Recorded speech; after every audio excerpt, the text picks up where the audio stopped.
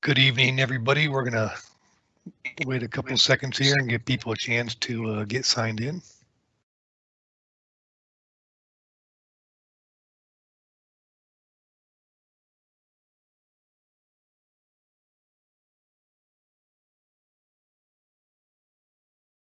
All right, welcome to our very first attempt at a virtual community engagement process for the Parks and Connections bond.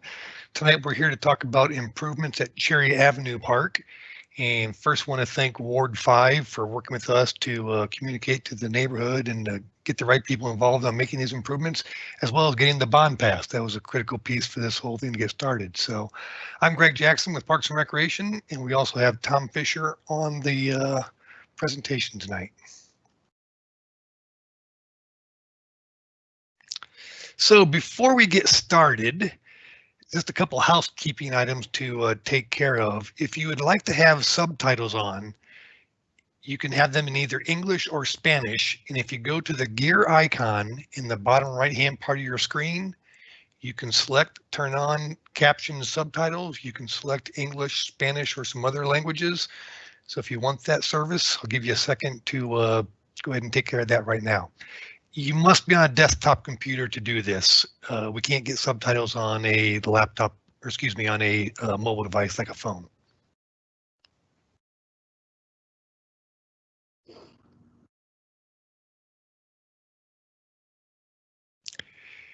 We would love if you would sign in tonight. In the Q&A section on your monitor, there should be a spot where there's a link for you to sign in. If you sign in, that information is not going to be given out to the public, but we can use that information to email you kind of the results of the survey afterwards, as well as just keep you in the loop as these improvements start to take place. Throughout this presentation, we're going to continue to refer to a survey. So there's going to be a survey online. It's already live. And we're going to talk through tonight what the potential improvements are, what your choices are, and we want you to go to the survey afterwards and give us your feedback. So we'll keep referring to a survey. Again, the moderator is going to put a link to that survey in the Q&A part on your monitor. You see on the bottom part of the screen there, www.opentownhall.com/9625. That's the website that you can go to for the survey.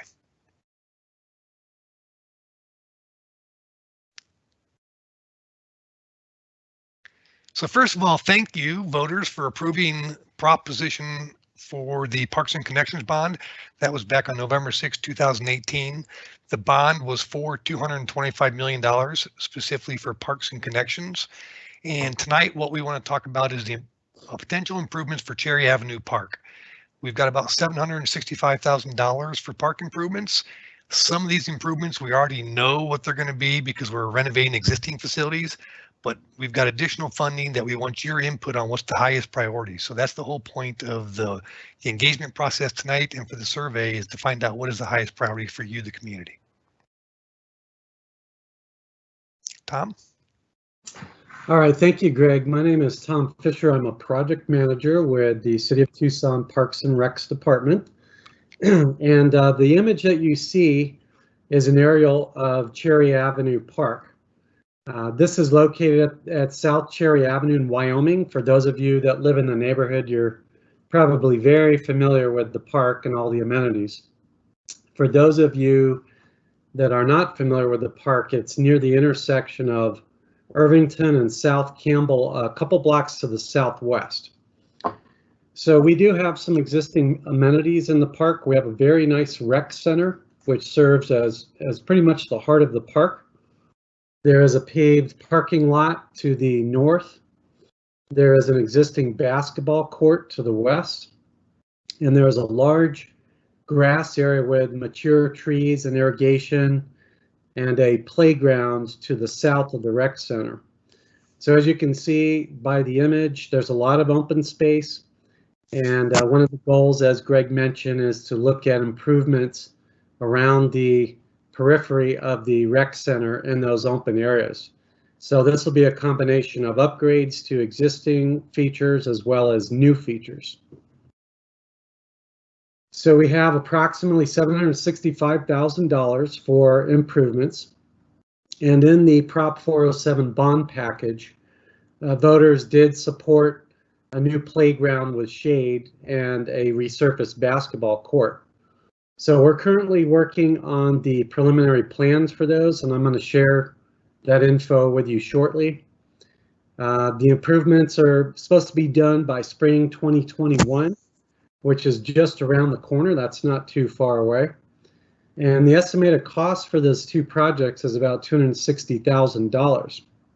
So what that means is that we have approximately $500,000 to do additional improvements, and that's the area of focus tonight. So here are photos of the existing playground. This is looking south from the backside of the rec center.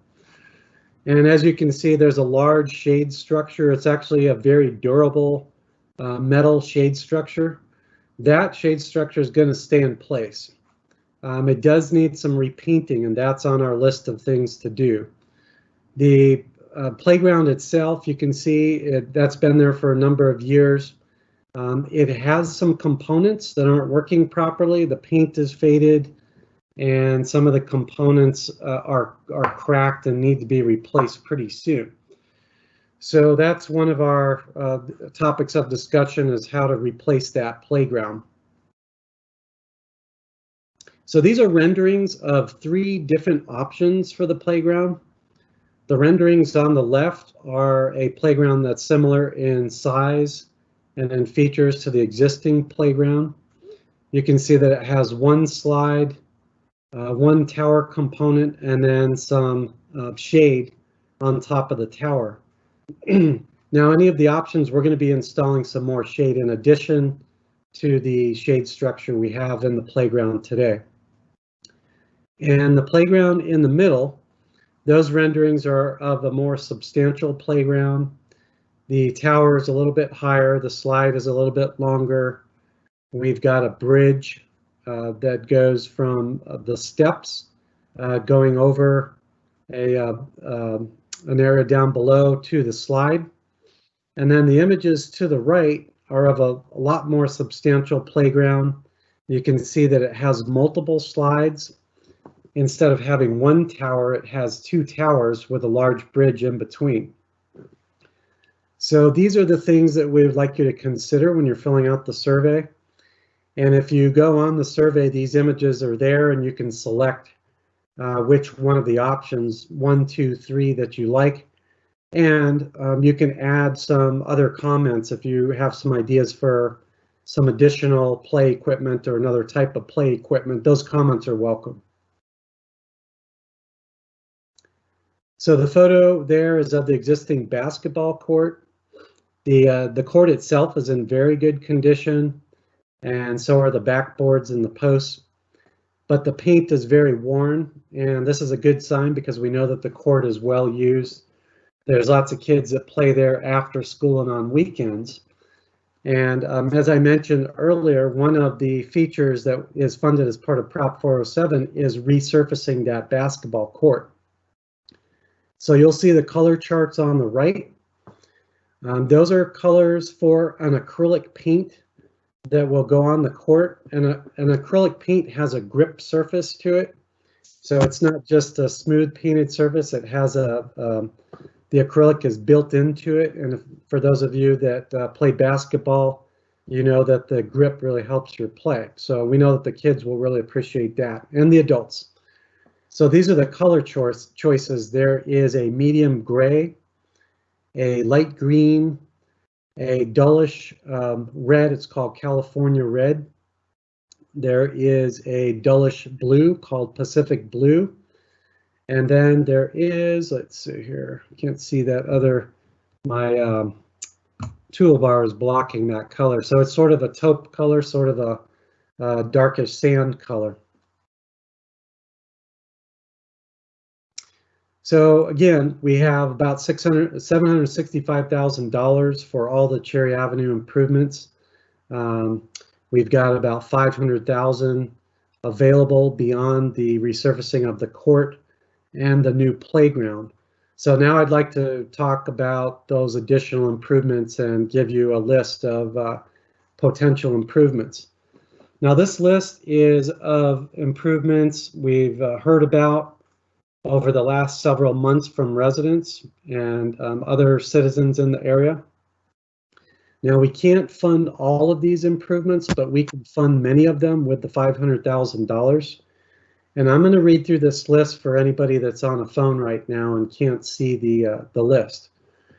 So one of the potential projects is a new Ramada. We've got a couple of smaller Ramadas on the grounds, but we don't have anything in the south end of the park. Another recommendation is for a new restroom. The rec center itself has restrooms, but the exterior area of the park does not have restrooms. Shade over the basketball court, and I'm going to share with you a picture of a recent shade structure we did over another basketball court at Jesse Owens Park. Shade over the senior patio area. There's a senior patio area next to the rec center on the north side, and I'll show you a pic of that real soon. Repainting the existing metal fence around the park. Upgrading the walking path within the park grounds.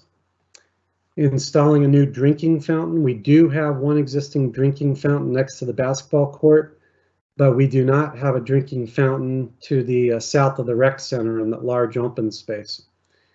Another idea is to add more shade trees. Another idea is to add a dog park. We do know that there are dog owners in the area who like to walk their dogs within the park and around the park. So this may be a potential improvement. And then another idea is a community garden. And then we're certainly open to other ideas that you may have. So the picture on the left is of a Ramada in another park. And this is about the size and type of Ramada that we could install on the south end of the park. This is for small groups of about 10 to 20 people with a couple picnic tables. And the rendering on the right is of a new restroom structure we're doing in another park. So that's the type of restroom that we could do for a Cherry Avenue Park. So here's another photo. This is the same photo of the basketball court at Cherry Avenue Park. As you can see, it is not shaded. The only shade available are the trees on the periphery, but nothing overhead. And the photo on the right is of the basketball court at Jesse Owens Park. We installed this beautiful new shade structure over the court last year, and that's been a welcome improvement. So this shade structure, it's not metal, it's that shade fabric. Most of you are familiar with the fabric. It's a breathable fabric. It provides about 95% shade, and it does allow for air movement instead of holding the heat in with a metal structure. And here is a picture of the senior patio area next to the rec center. You can see that we've got some very nice tables and benches out there. There's a tiny bit of shade on the by the door. But for the most part, the patio is not shaded.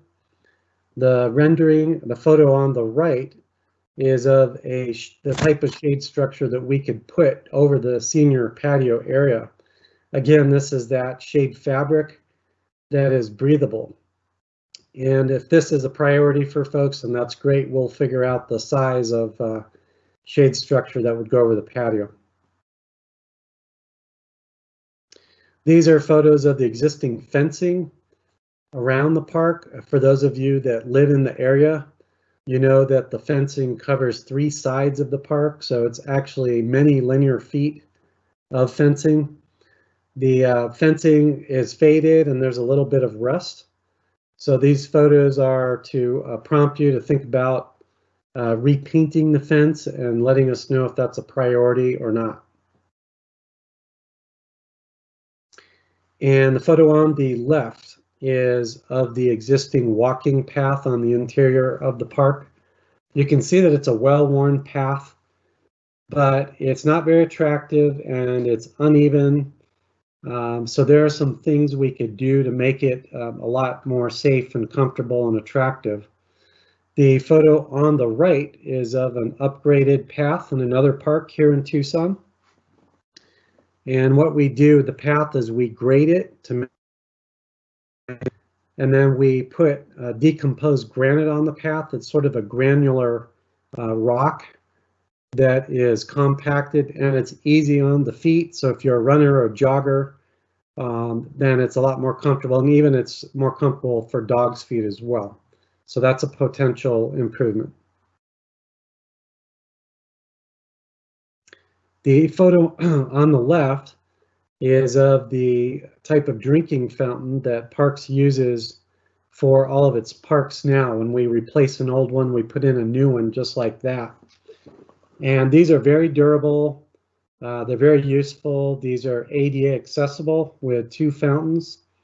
The lower fountain is for wheelchair users and for small kids who can reach right up without needing a boost from their parents. And the upper fountain is for older kids and adults. So again, that's a potential improvement to the open space south of the rec center. And then the photo on the right is of the existing trees and walkway within the rec center. We do have some nice shade there, but we've heard from residents and others in the area that there's not enough shade in the main park grounds. So this is just to get you thinking about the need for more shade. And these are more symbolic photos than anything. The photo on the left is of a community garden. We've heard from folks that it would be nice to have a community garden. So we just want to remind everybody that we could design and build a community garden. However, the neighborhood would have to be responsible for the maintenance after it's built. And then the photo on the right is of a friendly dog, reminding folks that we could do a dog park within the park grounds. We built a few dog parks around the city at other parks, and that seems to be a very welcome improvement at those parks. So please think about those 2 ideas and let us know if they're priorities or not. Greg? Thanks, Tom. So those are just some things that we've heard in the past about potential amenities to include in the campaign. Obviously, there may be other things that are important for you. When you go to the survey, there's a place on there where you can actually submit other ideas of things you want us to consider as far as an improvement. Also, when you take the survey, just some additional information we'd like to gather from you is what hours do you think Cherry Avenue Park should be open? Currently, we've got it posted as 6 a.m. to 10:30 p.m. So we're curious, what do you think as far as the time it should open in the morning? The options are sunrise, 6 a.m. or 7 a.m. And what time should it close at night, either sunset 8 or 10:30? So you'll have a chance on the survey to provide your input on those 2 questions. Again, just a reminder of that's the web address that you can go to take the survey. And the moderator has posted the link to that survey in the Q&A part of our presentation tonight. So that's everything we had to share. It's a chance now for you to post questions to us. If you want to send us a question, we can answer it right now. If you just type that into the Q&A and send that, we'll get a chance to read it and respond to it. So we'll wait a few minutes to see if people have questions. If you're on your phone, you'll have to press *6 to unmute. So let's see if we've got some questions here.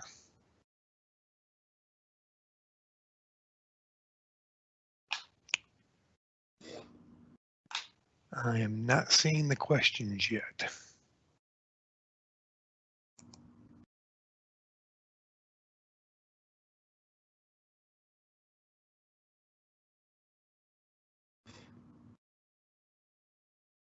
Okay, I found them.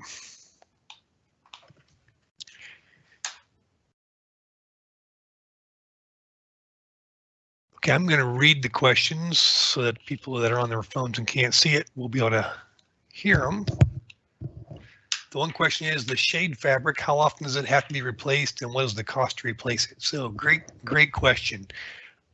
We're doing a lot of shade fabric covers over our playgrounds.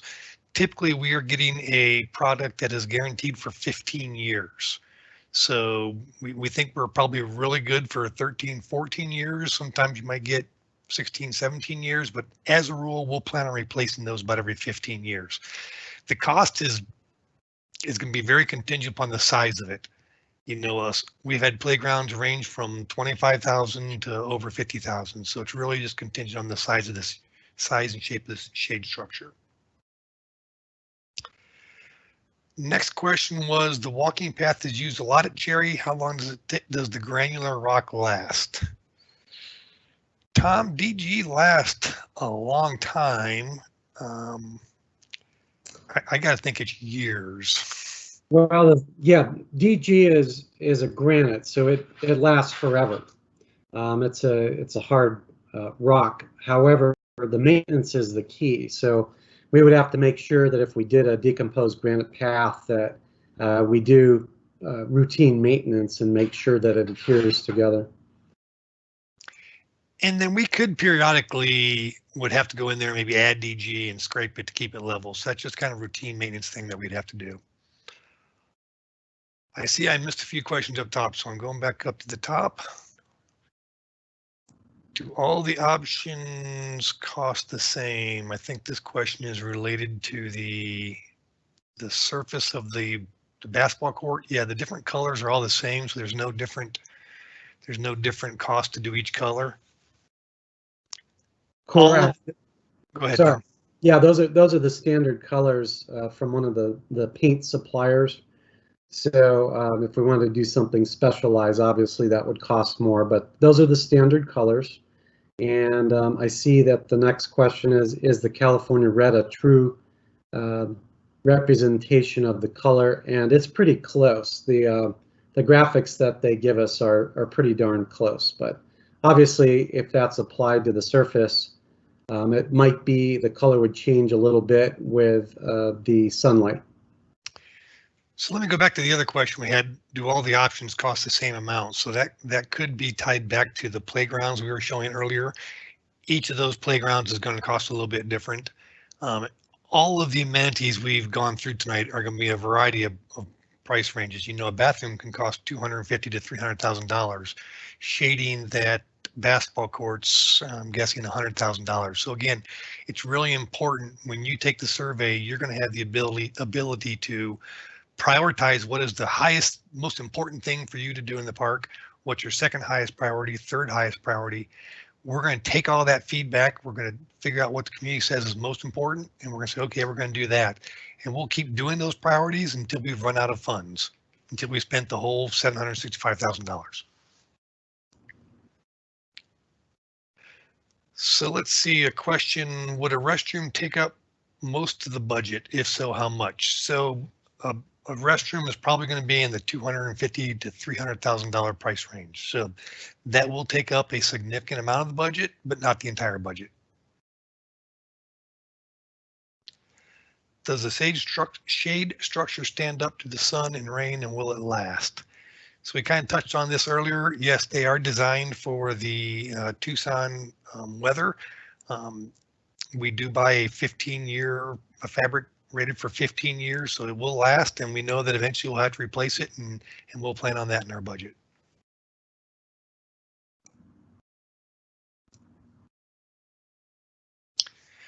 Next question, wouldn't painting fence be considered normal maintenance instead of improvement paid by the bond fund? Yes, a lot of things in the bond fund are kind of what we call deferred maintenance items. Things like repaving the tennis courts and basketball courts and painting things is typically a normal maintenance activity. Unfortunately, the department just has not had funds in the past to do some of the bigger ticket items. So that's just an option that we want to put out there. If painting that fence is important to people, then certainly we're going to do that. If it's not a high priority, we will look at doing it at some point down the road when we got some operational funds to cover that. Amber, thanks for the comment. Exercise equipment like at Himmel's. So maybe we need to add that, Tom, to one of the things that people can consider as exercise equipment. Thank you for that suggestion. And Amber's already said she'd like sunrise to sunset on the park hour. So good, we got one answer done already. Thank you. Question, I didn't see or hear all the presentations. Is there any additional drinking fountains? So Sierra answered that. Yes, there is an option for another drinking fountain. There is one in the park right now, so we could look at adding another. If you missed part of this presentation, we will actually be posting it on the Tucson Delivers website. And I think the moderator will post a link to that website where you'll be able to review this presentation at a later time and can also take the survey.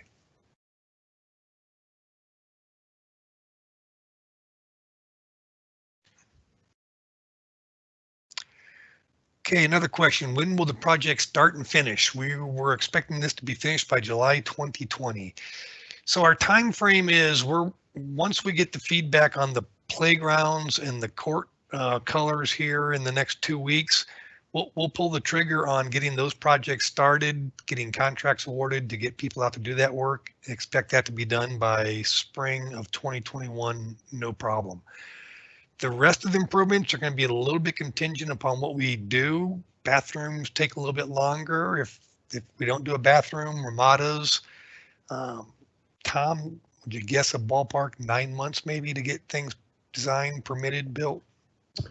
Correct. Yeah, just what you said, Greg. If we're going to move forward with a restroom structure or a Ramada, we have to have our design consultant do a set of plans for those, and they have to get permitted, and then we have to bid out for construction. The things like the landscaping, installing a drinking fountain, those don't require a permit, and those can move much faster. So again, it depends on the survey results. If there are some things that we need to design, then those things will take a bit longer, but that's why we'd like to keep in touch with you. And we look forward to staying in touch with you so we can communicate back to you what the results of the survey are and the priorities and the timeline. So we'll know more after we get the survey results back. Yeah, so it's really important that you click on the link to sign in, or if you want to send us your email address in the chat. We do have a moderator in the background, so that person wouldn't post your email address, but we could add it to our database to follow up afterwards. Tom, there's a question on how much do the options of the playgrounds cost? Do we know the exact cost of those, or are those a rough estimate? There is a range. So what you see there is that's the same playground supplier, and I don't have the name of the company off the top of my head, but months ago, prior to COVID, we had these renderings put together and we're ready to share them with everybody. They're modular. So think of it kind of like Legos. If you want a basic set of Legos, it costs X amount. If you want a more sophisticated set, then you go with it's going to cost a little bit more, and so on. So if you look at those images, there's a tower that kind of serves as the base for the playground equipment. And then you can add a second tower with a bridge between it. And then there are some features that are installed within the playground area that are not attached to the tower structure. So I want to say the range for just providing the equipment, not including the installation and design of the playground, is between $100,000 on the low end and $200,000 on the high end. So again, our estimate that we put together earlier in the presentation kind of reflects the high end of the playground, just to make sure that we've got enough budget to cover that. Okay, and then we had another question. Amber, love the questions. Keep them coming. Thank you.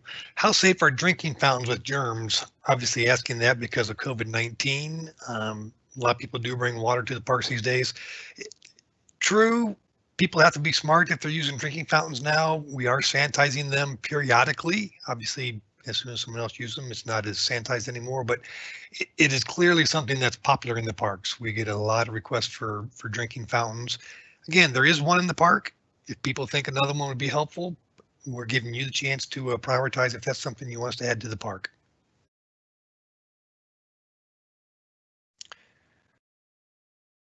That's currently the end of the questions, so we'll just pause here for another minute, see if any more questions come in.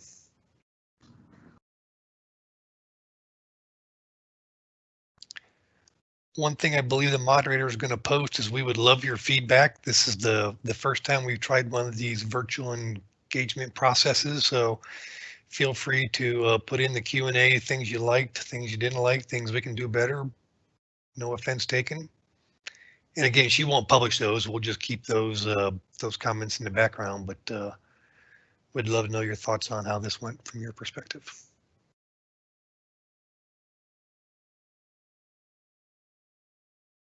And I see we are starting to push close to 6 o'clock, so we may start losing people to a presidential debate too, so.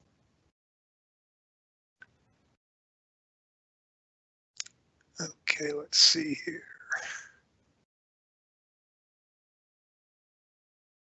So the sign-in has been reposted. The survey has been reposted. Another question.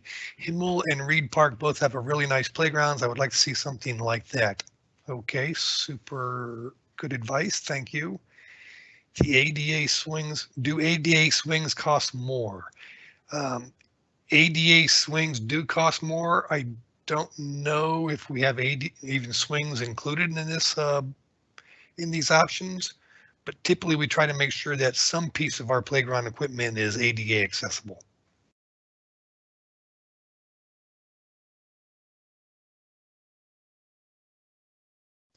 So a comment in there, so if option 3 on the playground is voted on, that will leave us only about $300,000 for other stuff. That's correct. That's the whole point of we wanting the community to prioritize what is the most important thing that they want, and then the second most important thing, and the third most important thing. Each element's going to cost a little bit different amount, and we're going to do the best we can do with the funds available. Greg, just a correction on that. The playground funds, we've already estimated that prior to the remainder of the 500,000. So yeah, that wouldn't necessarily draw down on the 500,000. That's correct. Thanks, Tom. Good clarification. Okay. How much is the walking path? That would be pretty inexpensive, Tom. I don't know if you have costed that out yet. Yeah, I don't have a number on most of these things right now until we get the survey info back, and then we're going to research the costs. But as Greg indicated, it's not very much to do an upgraded path. It's a matter of getting out there with some medium-sized landscape equipment to grade the area, and then install the DG and compact it. So depending on if we want to go around the periphery of the park, or let's say half of the periphery of the park, I'm going to say between $10,000 and $20,000.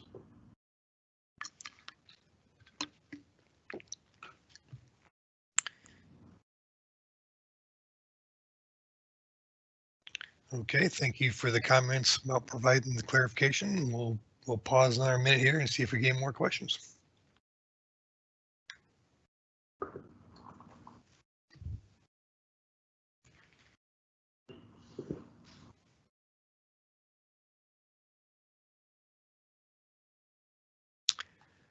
Okay, I'm not seeing anything else come through. Again, go to the survey. That's the best place to provide us your feedback. We're going to gather all that up here in about 2 weeks, and then we can start to give you feedback on what the highest priorities were and are, and what projects we'll get moving on here ASAP.